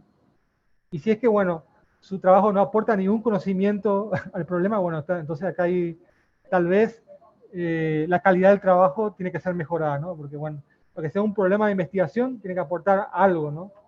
Algo a esa pregunta. Si no aporta nada, entonces ese trabajo ya está partiendo con un problema implícito, ¿no? Porque justamente lo que se asume a la hora de redactar un trabajo es que uno redacta de modo a transmitir un aporte, ¿no? Si es que el trabajo no aporta nada, entonces, ¿qué es lo que voy a redactar, no? Entonces voy a la filosofía de un texto científico. No dejar lugar a ambigüedades, ¿no? En ese aspecto, uno suele usar un lenguaje formal. Eso pues, suele complicar, digamos, ciertas áreas, ¿no? Suele ser demasiado formal. O sea, dentro de la creación científica, lo que se busca es que las cosas no tengan más de una sola interpretación. Si es que su trabajo se puede interpretar, o sea, su escrito se puede interpretar de varias formas distintas, bueno, entonces hay un problema, usted tiene que trabajar mejor ese texto, está mal trabajado. En el arte, en el humor, es muy bienvenido que un texto sea interpretado de varias formas distintas, ¿no? En la ciencia es completamente distinto, ¿no? Porque justamente si es que lo que usted escribe se puede interpretar de forma distinta, usted está termina atentando contra el principio de reproducibilidad, ¿no? Porque si no se entiende su experimento, entonces no es reproducible, ¿no? Entonces, uno apunta a un buen texto científico tiene que apuntar a evitar las ambigüedades, a descartar, o sea, a filtrar cualquier ambigüedad del texto, ¿no?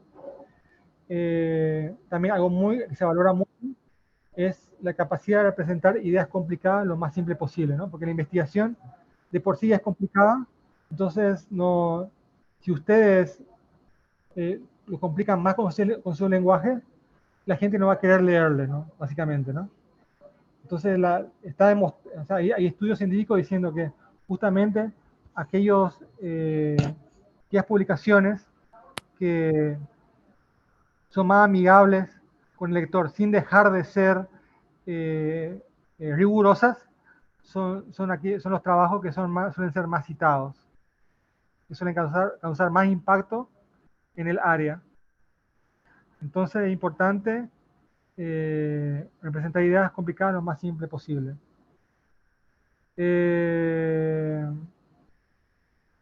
También otra cuestión es fundamentar toda afirmación, ¿no? Entonces hay dos formas de fundamentar una afirmación, ya sea por la literatura, o sea, si es algo que yo no estoy aportando, entonces lo aportó otra persona, yo tengo que fundamentar esa afirmación referenciando de dónde yo saqué eso, ¿no? De dónde salió. Si es que es algo que yo estoy demostrando, entonces la fundamentación de esa afirmación es la metodología misma, o sea, los resultados mismos de mi trabajo, ¿no? Entonces, hay dos tipos de formas de fundamentar una afirmación. Ya sea porque es aporte de otra persona, yo referencio, o sea, es aporte de otro trabajo u otros trabajos, yo referencio esos otros trabajos, vamos a ver más adelante cómo se referencia, o si es justamente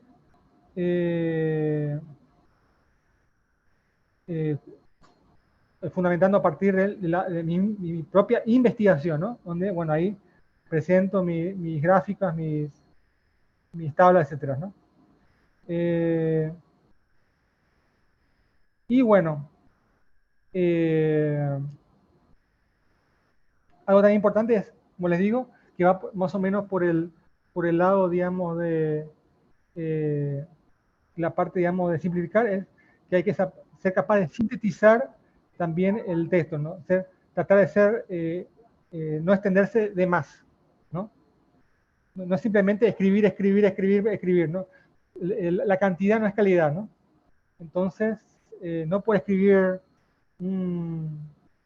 una montaña de palabras, eso implica que ustedes van a ser más claros. Puede ocurrir inclusive de que si son demasiado extensos sea más difícil de entender, ¿no? Entonces, hay que encontrar, digamos, no hay que ser exagerado, hay que sintetizar bien las ideas, ¿no? Entonces voy a unas reglas, en base a esas filosofías, voy a comentar unas reglas, digamos, de la relación científica. Uno es que, bueno, todo lo escrito pertenece a uno de estos tipos que estoy comentando, ¿no? Una afirmación propia y yo fundamento con mis propias pruebas, ¿no? Es decir, con mi propia investigación. Yo afirmo tal cosa y yo presento la evidencia de lo que estoy afirmando, ¿no? Eso, en otras palabras, prohibido afirmar sin evidencia, ¿no? O si, bueno, estoy afirmando algo que es de otro trabajo, entonces es una afirmación ajena, yo fundamento referenciando literatura previa, otros trabajos anteriores a los míos, ¿no? Y bueno, si es en el único caso que es algo propio y no fundamento es si se trata de una conjetura o hipótesis, ¿no? Vamos a suponer que yo estuve pero especificando previamente, ¿no? Vamos a suponer que yo trabajé conseguí ciertos resultados, mis resultados se limitaron hasta cierto punto, Y, y bueno, digo, en base a mi trabajo, nosotros conjeturamos que esto podía ser de tal manera, ¿no? Pero, vamos a poner un ejemplo más concreto, ¿no? Bueno, yo aplico una metodología, vamos a suponer que una medicina que cura, vamos a poner el dengue, ¿no? Apliqué el dengue, curó excelente, bueno, y podemos decir, bueno, el dengue se parece mucho a la chikungunya, estoy diciendo, hermano, como yo no, es una suposición, ¿no? Entonces, en base a este motivo, sabemos que el dengue se parece mucho a la chikungunya, entonces, en base a estos resultados, conjeturamos que esta medicina también podría ser buena para chikungunya, ¿no? Entonces, bueno, ahí tiene una conjetura, ¿no? Que tampoco es algo que está completamente sin fundamento, ¿no? Uno, a la hora de hacer conjeturas, ¿no? Uno suele usar por lo menos algún tipo, digamos, de fundamento, ¿no? Entonces, esos son los tipos, digamos, de formas que yo clasificaría, digamos, o sea, que clasificaríamos el texto que encontramos en un documento. Resultados propios, ajenos y conjeturas, que son hipótesis que uno hace en base a trabajos propios y previos, ¿no? No sé si alguien tiene alguna duda respecto a lo que estuve comentando ahora.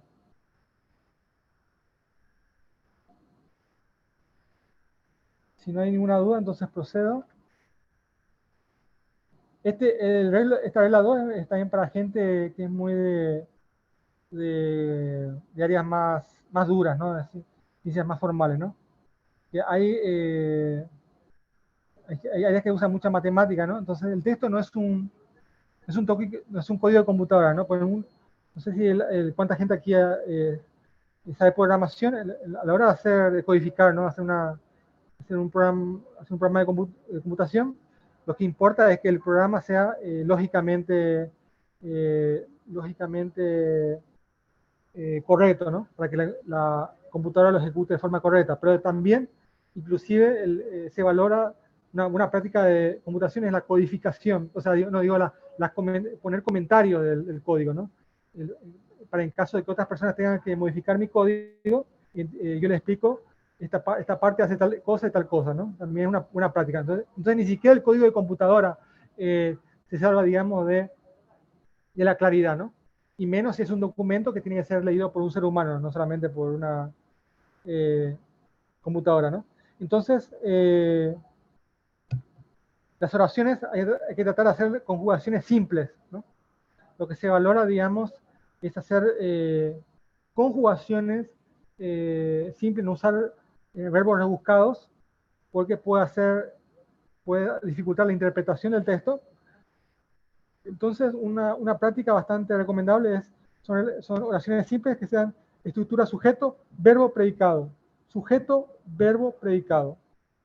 Entonces, es muy difícil, digamos, de que su texto sea, al menos gramaticalmente difícil de leer si ustedes mantienen esa estructura para todas sus oraciones, ¿no? Es una recomendación. No es una regla, no es una regla que es obligatorio en todo documento, pero sí es algo que se recomienda. Es una práctica bastante recomendable. También para aquellos que usan matemática, que tienen que definir entidades matemáticas, la notación hay que mantenerlo de la forma más constante posible. ¿bien? Vamos a suponer que yo defino variables matemáticas. Si a rana le llamo x, entonces mantener x para rana. No es que rana es x en una parte y más adelante es y, después z, w. Entonces la gente que lea ese texto se va a confundir todo, ¿no? Entonces esa es una recomendación. Sobre ecuaciones, gráficos y tablas, las ecuaciones son parte del texto y cumplen reglas gramaticales. Voy a buscar un texto ahora para mostrarles eso. Mientras que las tablas y gráficos flotan, es decir, no forman parte del texto, no se aplican las reglas de puntuación. Pero las tablas y gráficos deben ser referenciados en el texto, ¿no? Entonces, bueno, voy a comentar un poco esto sobre las ecuaciones, tablas y gráficos. Voy a comentarlo. para que se entienda mejor, ¿no? Voy a buscar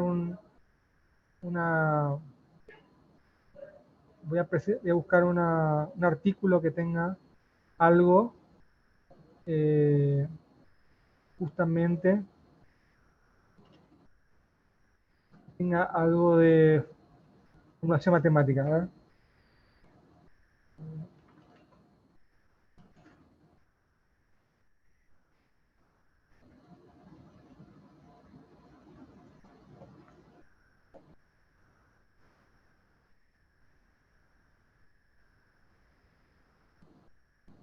A ver si encuentro un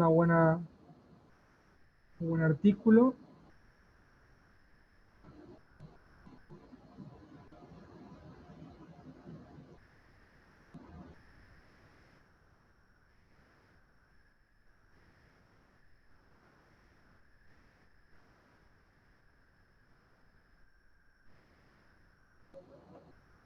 Y voy a compartir ese artículo.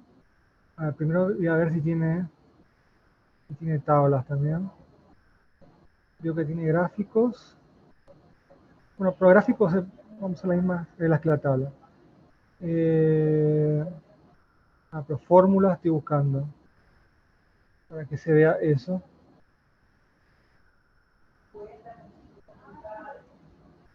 No, este artículo no me... Voy a presentar por lo menos para no se sientan perdidos. Voy a presentar mi...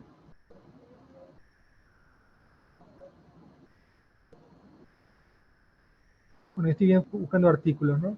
Entonces, lo que voy a presentar aquí es Scholar.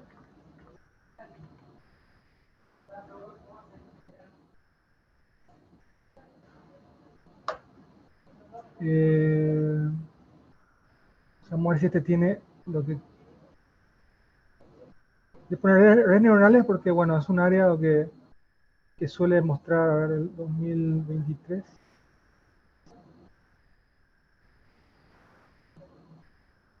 A ver si esta... Suele haber, son papers que suelen mostrar fórmulas, suelen mostrar todo, ¿no? Hoy quiero mostrarles tanto fórmulas como... Acá tenemos un artículo que espero que sea bien. Entonces vemos aquí figura, ¿no? La figura vemos que, yo le llamo, la figura flota, digamos, pues no forma parte del... O sea, que se nota, digamos, que está en medio del texto. Acá está el texto y acá está la figura, ¿no? Le corta en el medio.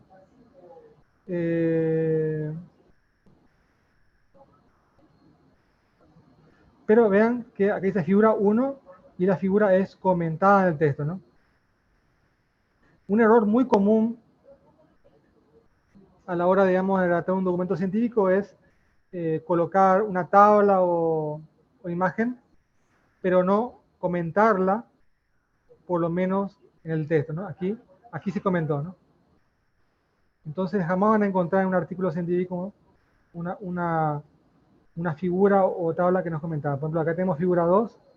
Vamos a buscar a ver en qué parte está la figura 2, sí o sí. Bueno, vamos a buscar a ver dónde se comentó.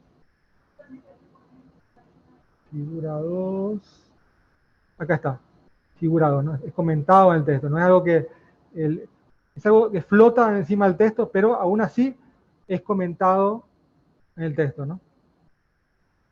Y una figura 3. Bueno, ahora voy a buscar ojalá que ese tenga fórmulas, ¿no? Más figuras.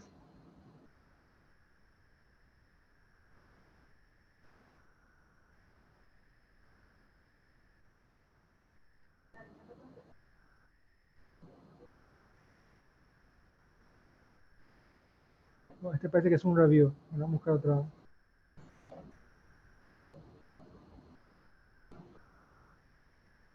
A ver, este parece, yo creo que este sí o sí va a tener. Este es un archive, que es un repositorio de artículos.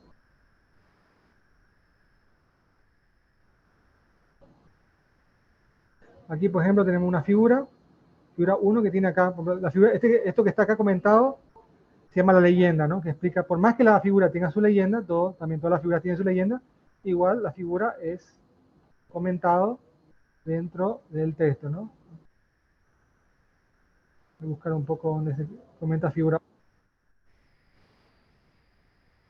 Acá está, figura 1. Por más que está en la otra página, se comentó, ¿no? Esta es la figura 2, como se muestra en figura 2, ¿no? Bueno, aquí tengo el ejemplo de, digamos, de que las fórmulas forman parte del texto, ¿no? Ahí dice el producto cartesiano entre dos conjuntos definido de tal forma, ¿no? Que es PAF, ¿no? Presentó la expresión, un punto. Aquí, por ejemplo, donde tal cosa y tal cosa, ¿no? Ven todo esto es una oración. Entonces las fórmulas forman parte del texto. Y se recomienda usar puntuación. Aquí me parece que le faltó poner un punto, acá también le faltó poner un punto. Este es un repositorio de se llama preprint, se llama, que son artículos de un estado inicial, digamos, que todavía pueden tener varios errores, ¿no? Están en edición todavía, digamos. Entonces se suele usar, digamos, a la hora, digamos, antes de enviar a una revista, es una práctica común, digamos, primero subirlo al repositorio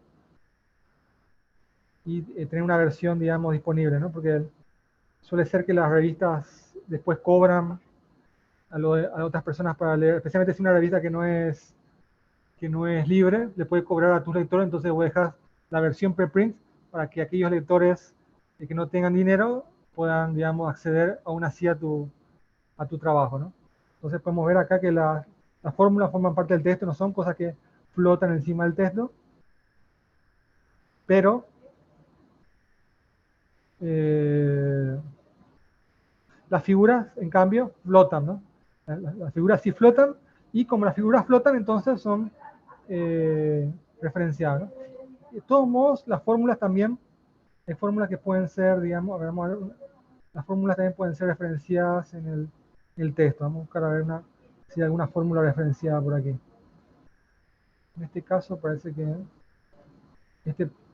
este artículo en especial no referencia, parece, las fórmulas, pero sí se pueden referenciar también.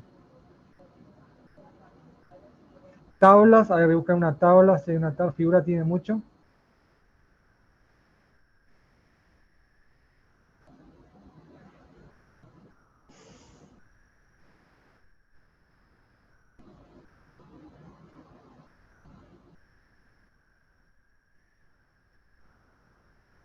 Y bueno, no sé si alguien tiene alguna duda respecto a lo que estoy comentando, respecto a la diferencia entre la forma en que se presentan figuras, tablas, y entre fórmulas y figuras y tablas, ¿no? O sea, ¿alguien tiene alguna duda?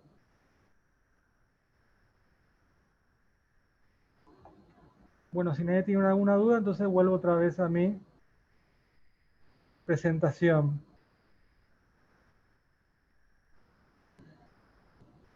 Tengo media hora, a ver, vamos a volver de vuelta.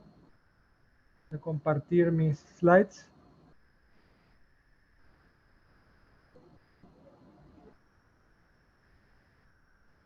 Bueno, aquí tenemos la regla 3, como les decía, que las ecuaciones son parte del texto, cumplen reglas gramaticales, pero las tablas no, las tablas de gráficos flotan, pero las tablas de gráficos sí o sí deben estar referenciadas. Entonces, un error común es tomar las ecuaciones flotando, ¿no? Como si no fueran parte del texto, y no mencionar las tablas y gráficos en el texto. Ese es otro error muy común en los que se inicia en redacción científica.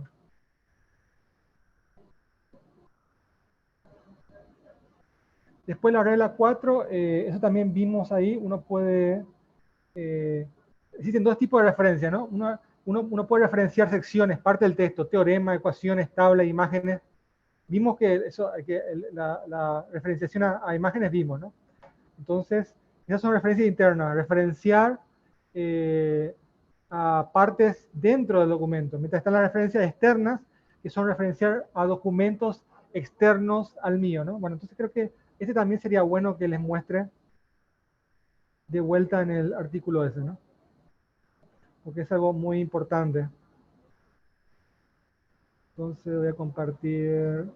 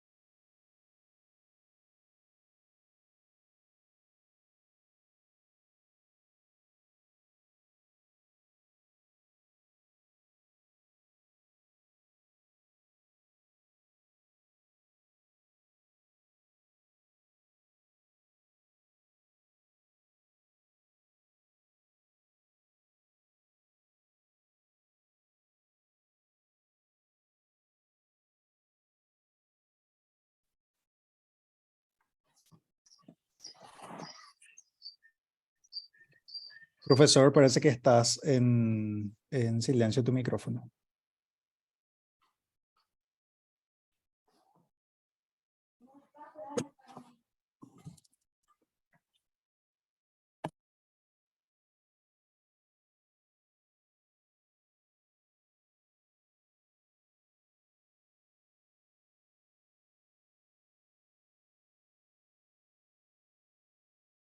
No, todavía no se le escucha. Ok.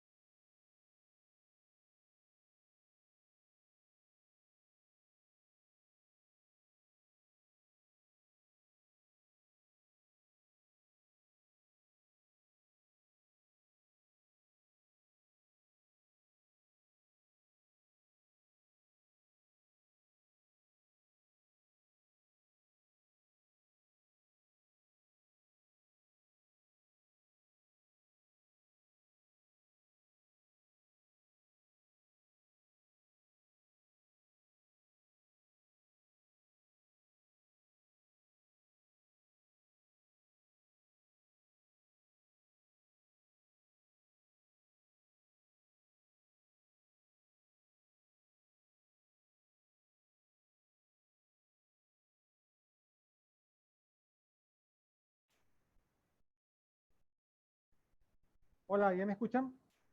Ahora sí, estamos de vuelta. Me tienes que habilitar de vuelta para poder compartir pantalla. Ok, un minutito.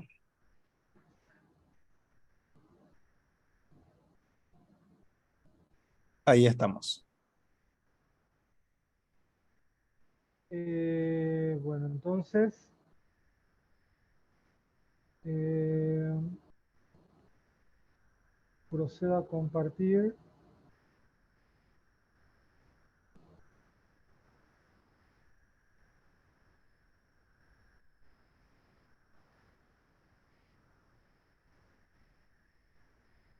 Ahí justo me sale un segundo.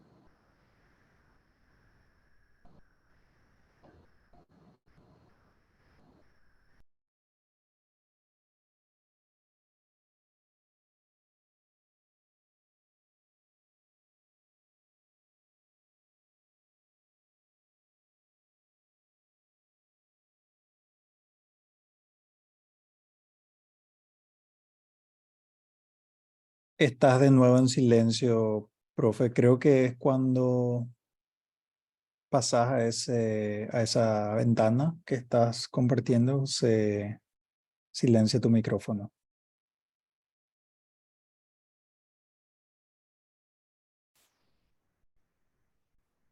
Y ahora, entonces, hola. Sí, ahora sí te escucha. A ver, voy a pensar un poco cómo compartir eso sin que se me escapa entrando. A ver.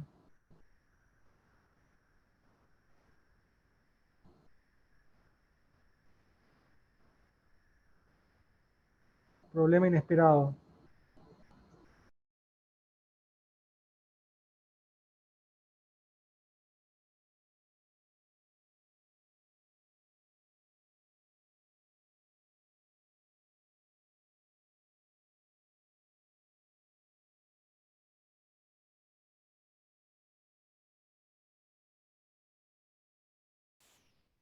Hola.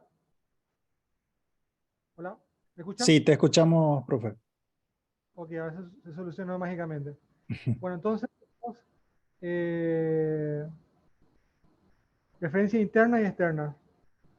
En las referencias internas tenemos, por ejemplo, referenciar una figura, es una referencia interna, estoy referenciando parte, digamos, de algo dentro del texto. Secciones, por ejemplo, es una referencia interna, o sea, cualquier, en este caso particular, en este formato, todo lo que está acá en rojito son referencias internas. Y por otro lado, tenemos las referencias externas, que son a otros trabajos, ¿no? Entonces las referencias al final, ¿no? Que son justamente, se le asigna en este caso particular, se le asigna un código a cada referencia externa y después tenemos una lista de referencias, ¿no? Vamos a suponer que me interesó este artículo aquí, entonces bajo acá, busco, encontré aquí y veo cuál es el nombre, digamos, del artículo de donde se sacó ese resultado.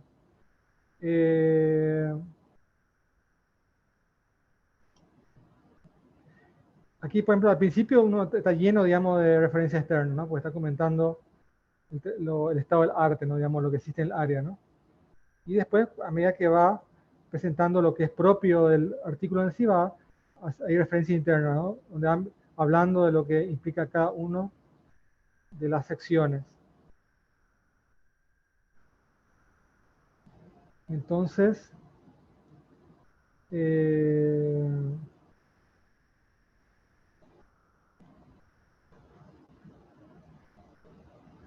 no sé si alguien tiene una duda respecto a lo que estoy comentando, diferencia entre referencia interna y externa.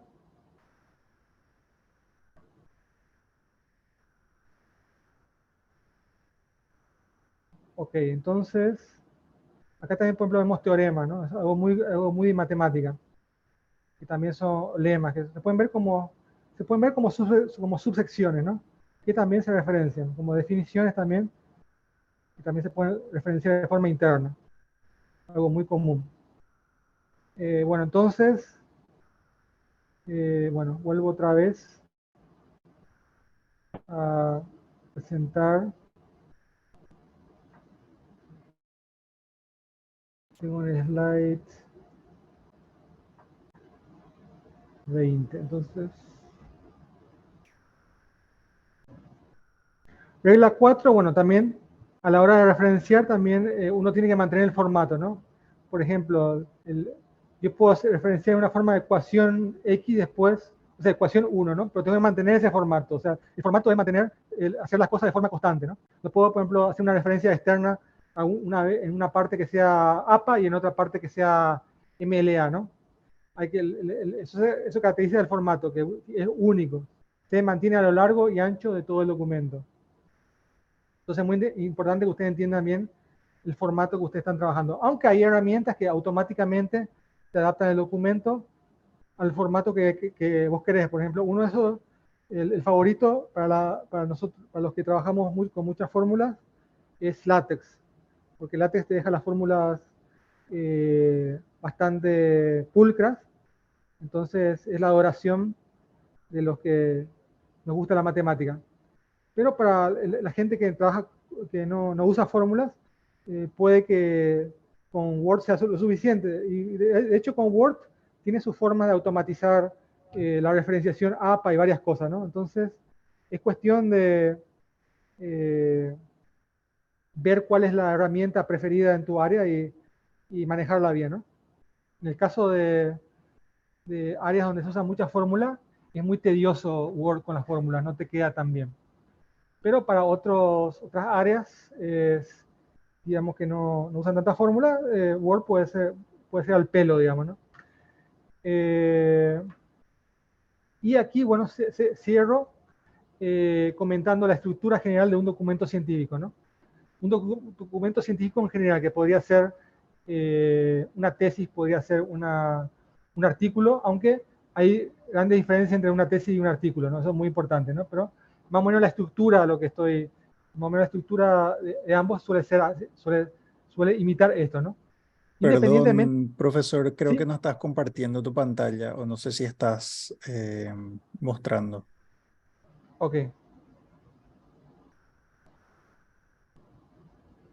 Ahora se nota. Ahora sí, sí.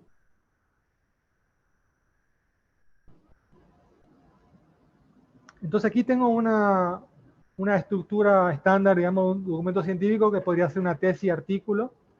No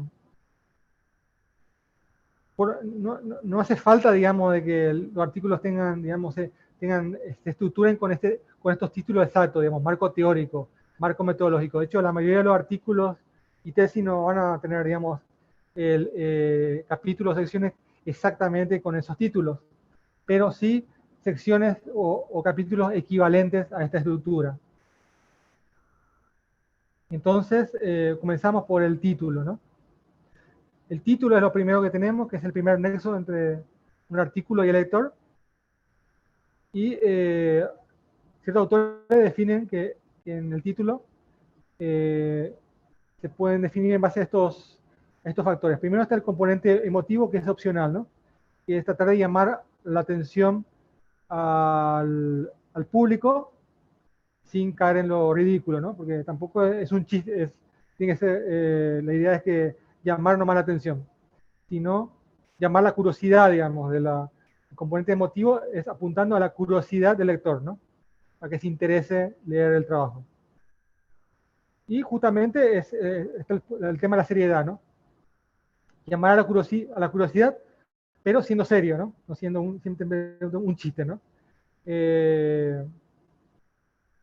Algo también que se suele tomar en cuenta son las palabras clave, ¿no? Digamos, las palabras clave suelen ser identificadores, digamos, palabras que se usan en los buscadores para que te encuentren tu trabajo en los buscadores, y suele ser recomendable que existe alguna correspondencia entre las palabras clave y el título, y también sobre todo un reflejo del contenido, ¿no? No es cuestión de que el título diga sapo y el contenido diga liebre, ¿no? Eso es algo que puede ser obvio de comentar, pero bueno, igual es importante mencionar. Después está el resumen. El resumen, en los artículos se suele llamar abstract, ¿no? También las tesis tienen una parte que suele ser resumen, que junto al título se encajan de vender. Primero, el que primero se encaja, trata de vender el título y después viene el resumen. Entonces el resumen también trata de vender. Explica muy brevemente el contenido y dice por qué el resto debe ser leído, ¿no? Entonces eso trata, digamos, trata de motivar por qué, trata de dar motivación, el motivo de por qué deberías leer, el lector debería avanzar, digamos, en el resto del trabajo, ¿no? Suele ser lo último en ser escrito, ¿no? Por más que sea una de las primeras cosas que uno que lee, se coloca en que se lee, suele ser lo último. ¿Por qué? Porque una vez que se escribe todo el artículo o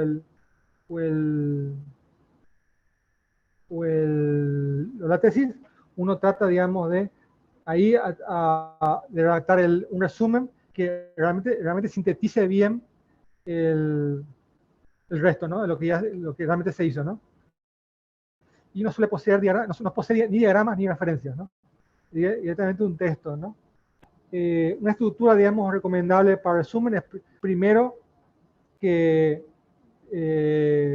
comente el problema, después el abordaje para el problema, y por último los resultados, ¿no? Todo muy brevemente, ¿no? Que entre bien, ¿no? Esas tres cosas, digamos, yo recomiendo que quede bien claro en un resumen, tanto en resumen de tesis como resumen de artículo.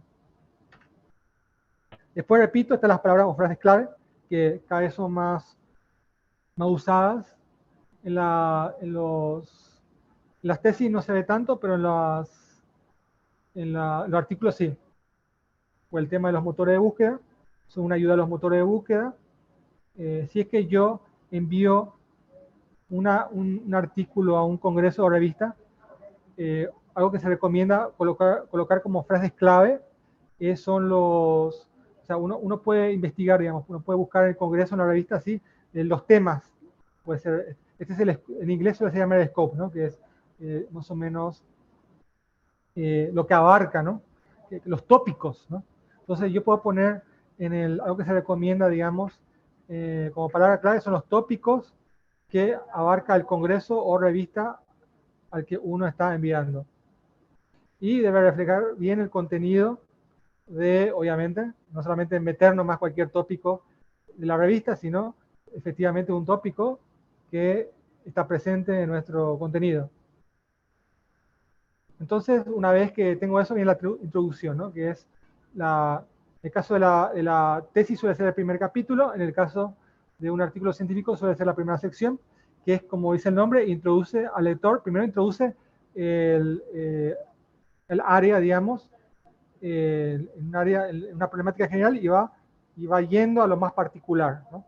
Entonces, una introducción, una buena introducción va de lo general a lo particular, ¿no? De lo más general a lo más particular. También, especialmente, mientras más aplicada el área, es presentar, digamos, la motivación del problema, ¿no? Es decir, no solamente presenta el problema, sino también por qué es importante el problema. Especialmente, eso es importante, es particularmente, digamos, relevante en, como digo, en investigación aplicada. En la básica, tal vez esa parte de importancia del problema no es tan trabajada, pero sí en áreas aplicadas es muy trabajada eso, ¿no? Y presenta el estado del problema. ¿Qué es el estado del problema? Es hasta dónde sabemos, digamos, hasta dónde, digamos, la literatura científica nos responde qué es lo que sabemos de ese problema, ¿no? Entonces, una vez que, justamente, lo que yo les comentaba, ¿no? Que uno presenta el estado del problema porque uno tiene que identificar un vacío de conocimiento, que es lo que uno va a llenar, ¿no? Uno va a tratar de llenar un vacío, identificar un vacío de conocimiento que va a tratar de llenar con el trabajo. Y la introducción también sirve como guía del trabajo en general, porque te presenta el problema, también tiene un resumen, te resume, digamos, no tan resumido como la parte de resumen, pero sí un poco más extendido de lo que se hizo y lo que se obtuvo, ¿no? Entonces, también es una guía un poco más detallada, es un resumen un poco más extendido, ¿no? También evita fórmulas y gráficos. La introducción no tiene fórmulas y gráficos. Y también explica la estructura del resto, ¿no? Que suele tener un párrafo final que dice, bueno, eso tanto en tesis como en artículos suele tener un último párrafo que dice, bueno, la estructura de este documento es el siguiente. En la sección o capítulo 2 hablamos de tal cosa, en el capítulo 3 o sección 3 tenemos tal cosa, y así va explicando la estructura general del resto del texto, ¿no? A modo de guía. No sé si alguien tiene alguna duda respecto a lo que estoy comentando.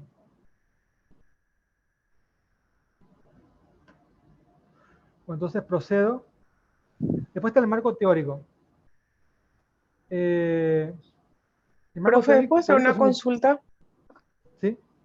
Sí, Adelante. cuando yo hablo de problema, puedo tomar como sinónimo de interés para plantear una problemática. Es muy importante, digamos, algo que le cuesta mucho, digamos, a la hora de redactar un documento, es diferenciar lo que es la motivación del problema en sí, ¿no? Motivación es aquello que hace que sea importante el problema, que se suele hacer mucho más fácil en investigación No, aplicada, ¿no? ¿sabes a qué me refiero, profe? En el sentido de que no siempre va a haber un vacío, es decir, no siempre va a existir ese vacío, porque en toda la literatura habla de ese vacío teórico, de ese espacio que hay que llenarse, de esa situación que tiene que resolverse de forma práctica, ¿verdad? Pero sí va a haber a lo mejor algunas cuestiones circunstanciales que requieren cierta o especial atención. Y yo, más A ver, todavía cuando estoy hablando de ciencias sociales, ¿verdad? y dame un ejemplo concreto, a ver, Entonces, de una en problemática el que no ámbito de la tiene... seguridad, por ejemplo, ¿verdad? Técnicas A ver, aplicadas a la seguridad pública. ¿cómo definiría un trabajo concreto, más o menos? Y en, Por ejemplo, sería en el, ¿qué pasa? La seguridad existe, pero lo que yo quiero es, eh, no sé cómo, ahí es lo que voy, ahí es donde siempre tropezamos, porque no, es como buscar resolver algo así, reinventar la rueda que siempre nos dicen y es sumamente complejo. Vamos por otra parte. En un trabajo como ese, dame un ejemplo de aporte de un trabajo como el que vos me estás comentando. ¿Cuál sería el aporte? Por ejemplo, que el uso de las tecnologías como en forma de innovar que, es decir, la seguridad, es decir, el uso de la tecnología en los servicios de seguridad pública. Ahí tenés una Ah, pregunta implícita. sí, Justamente, o sea, vos estás documentando, estás viendo, vamos a suponer que estás documentando las innovaciones que hay en la seguridad pública, ¿no? sí, Entonces, hay una que se pregunta que están dice, implementando paulatinamente. sí, ¿qué innovaciones se están aplicando en la seguridad pública? Y tengo una pregunta, y tengo un vacío. Justamente vos estás Es documentando que no algo, es digamos. un vacío, Lisen. Es que no es un vacío, porque yo vengo ya de un Tiene, proceso de implementación. Es decir, es una pregunta que tiene una respuesta. o sea, hablamos de un vacío en la literatura. Vos estás haciendo ese trabajo porque Ah, la literatura, digamos, no está ya, respondiendo, no te da ninguna información de eso, no se conoce. Vos estás, ah, ya.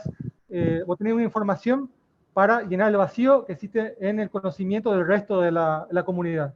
Claro, en el conocimiento fáctico.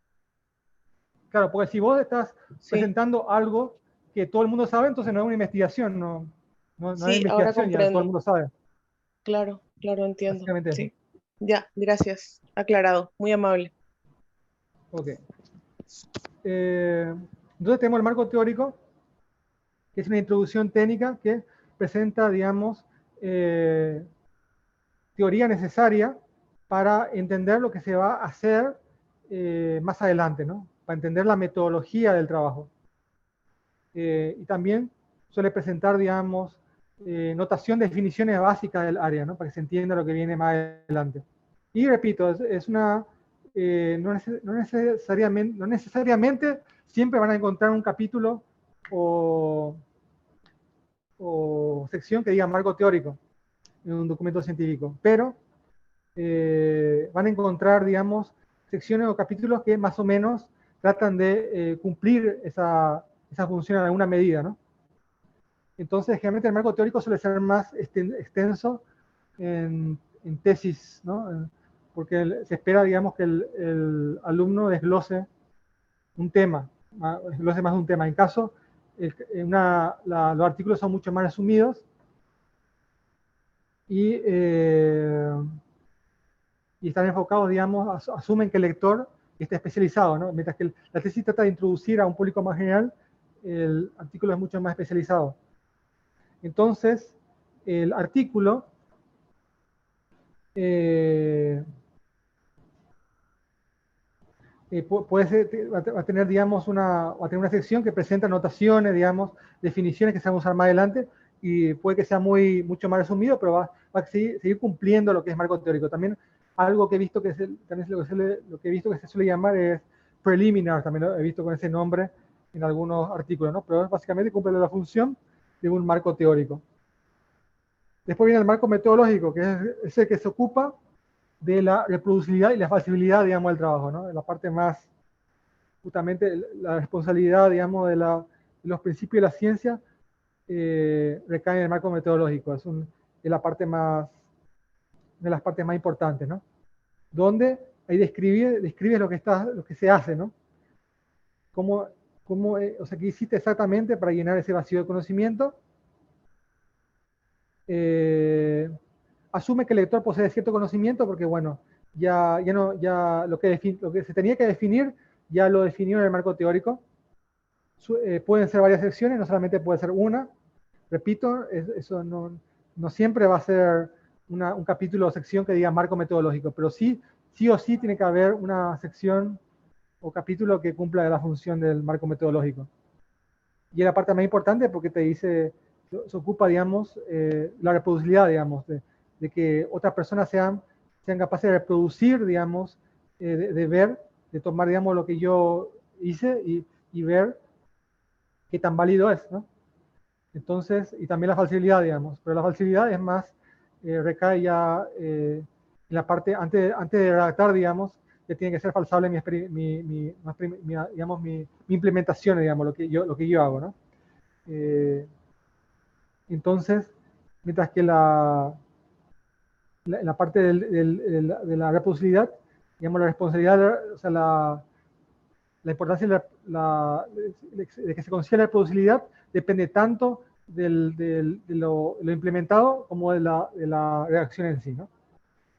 En el sentido, en el caso de la redacción, en el caso de ser lo suficientemente riguroso y exacto a la hora de escribir lo que hice. No sé si alguien tiene alguna duda en esta parte.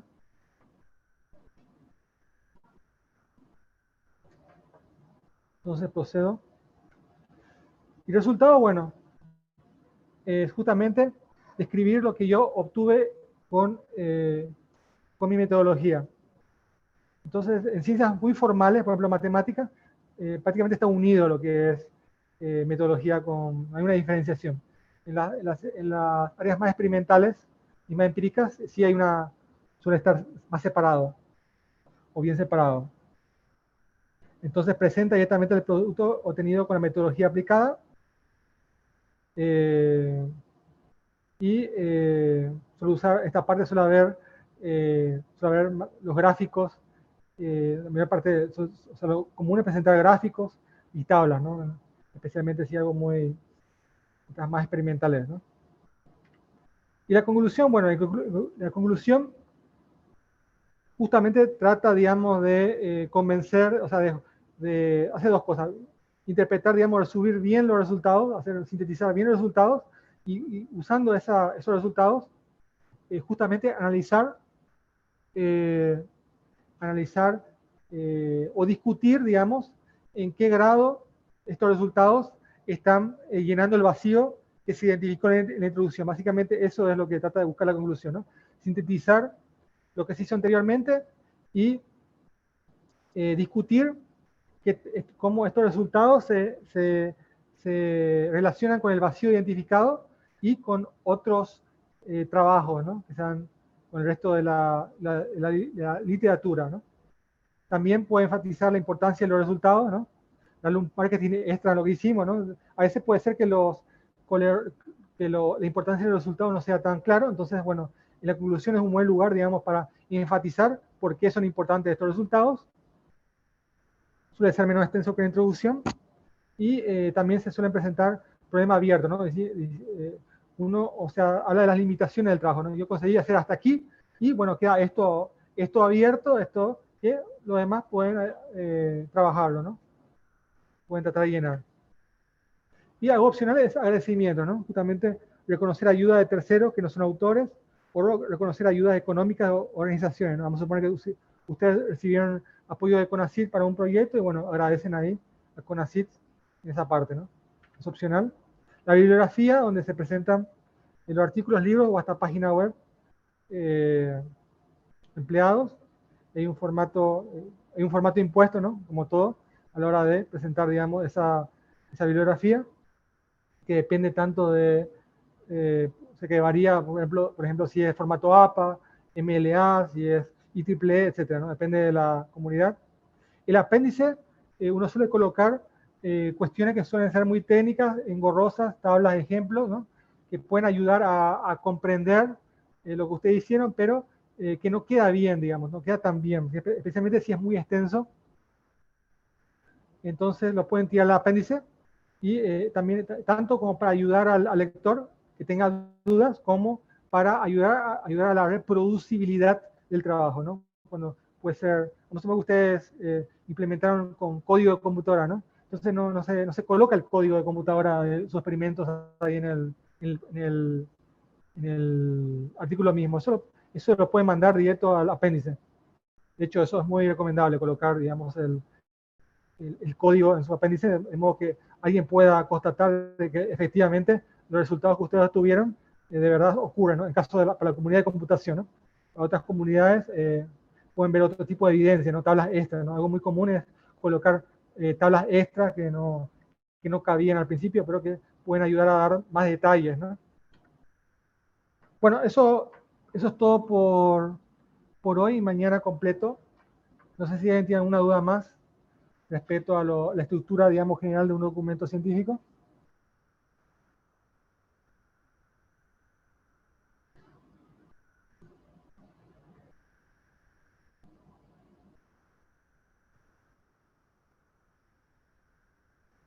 Hola, ¿me escuchan? De mi parte no, profe, está todo correcto. Todo bien, profe. Súper, profe. Muchísimas gracias. Entonces, hasta mañana me despido. Gracias por su atención. No sé si Daniel tiene algo que decir. Sí, nada más recordarles que mañana continuamos, ¿verdad? Con la segunda jornada de este taller. Nos va a estar acompañando el bioquímico Ariel Insaurralde, que es nuestro coordinador de sustentabilidad. Si tienen cualquier duda o pregunta que se le haya eh, pasado, pueden enviarnos un correo y después vamos a retransmitirle la pregunta. Esta grabación la van a tener, vamos a tratar de disponibilizarla ya mañana para que puedan revisarla y después vamos a facilitarle la segunda grabación de mañana. Así que muchas gracias a todos y nos vemos mañana. Buenas noches. Chao, chao. Buenas Hasta la próxima. noches. Buenas noches.